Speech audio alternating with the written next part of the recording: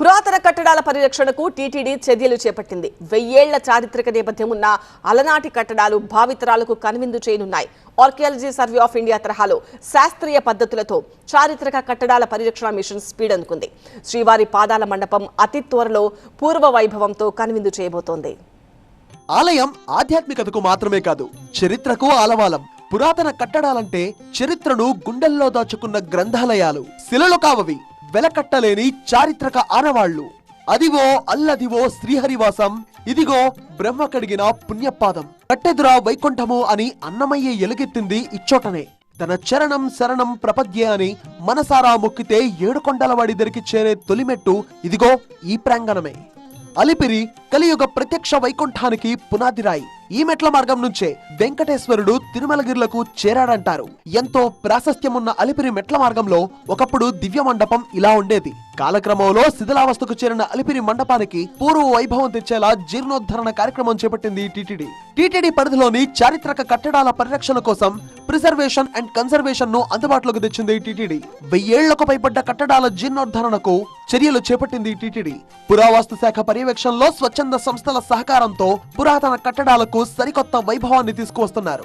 1000 ఏళ్ల కాలం నాటి కట్టడాలను శిథిలం కాకుండా కాపాడే ప్రయత్నమే టీటీడీ చేస్తోంది. ఇందులో భాగంగానే ప్రిజర్వేషన్ అండ్ కన్జర్వేషన్ విభాగాన్ని ఏర్పాటు చేసి టీటీడీ పురాతన కట్టడాలను ధ్వంసమైపోతున్నటువంటి నిర్మాణాలను పునరుద్ధరించే పనులు చేపట్టింది. ఇందులో భాగంగానే 8 దశల్లో అలిపిరి పాదాల మండపం పునరుద్ధరణ పనులు చేపట్టింది. టీటీడీ కట్టడాల పటిష్టత, చారిత్రక ప్రాధాన్యాన్ని కాపాడుకునేందుకు ఎప్పటికప్పుడు ఆడిట్ నిర్వహిస్తుంటారు. అందులో భాగంగానే అలిపిరి దగ్గర పాదాల మండప పునరుద్ధరణకు శ్రీకారం చుట్టారు. Archaeological survey of India director Maniratnam Reddy చొరవతో దేశవ్యాప్తంగా ఎన్నో ఆలయాలు, చారిత్ర కట్టడాల పునరుద్ధరణ చేపట్టారు. శ్రీకాళహస్తి, సింహాచలం, శ్రీశైలంలో చారిత్రక కట్టడాల పునరుద్ధరణకు పూణేకు చెందిన Lord Venkateswara Charitable and Religious Trust ఆర్థిక సహకారం అందించింది. టీటీడీ సౌజన్యంతో Lord Venkateswara Charitable and Religious Trust Alipiri మండప అభివృద్ధికి ముందుకు వచ్చింది. మణిరత్నం రెడ్డి ఆధ్వర్యంలో దాదాపు 4 కోట్లకు పైగా వ్యయంతో అలిపిరి మండప జీర్ణోద్ధరణ పనులు ఇలా చకచకా సాగుతున్నాయి. శిలను కదిలించినా సరే వీడియో, ఫోటో డాక్యుమెంటేషన్ చేస్తున్నారు. అలిపిరి మండపం పునర్వైభవం దిశగా నిర్మాణ పనులు వేగంగా జరుగుతున్నాయి. ఈరోజు మనకు భారతదేశంలో అనేక దేవాలయాలు, అదేవిధంగా అనేక పురాతన మండపాలన్నీ కూడా శిథిలా వ్యవస్థలో ఉన్నాయి. బి వెంకటేశ్వరరావు గారు lord Venkateswara religious charitable trust Poona వాళ్ళు ఈ యొక్క ప్రాచీన పద్ధతుల్లో వీటిని పునర్నిర్మిస్తున్నారు అనేసి తెలుసుకున్న తర్వాత నేను పూనాకి వెళ్ళి వారిని రిక్వెస్ట్ చేయడం జరిగింది. మాకు ఈ అలిపిరి పాదాల మండపాన్ని కూడా పునర్నిర్మించాలి కాబట్టి ఏది కూడా చారిత్రక కట్టడాలని కొట్టేయకూడదు, చారిత్రక కట్టడాలని అలానే మనం దాన్ని భద్రపరచుకోవాలి కాబట్టి మళ్ళీ వాళ్ళని రిక్వెస్ట్ చేయడం జరిగింది. మనకు అతి తక్కువ సమయంలోనే దీన్ని డిస్మాంటిలింగ్ చేయడం జరిగింది. అలానే అదే విధంగానే చాలా త్వరగానే దీన్ని కంప్లీట్ చేసి మనం పునర్నిర్మించడం జరుగుతుంది.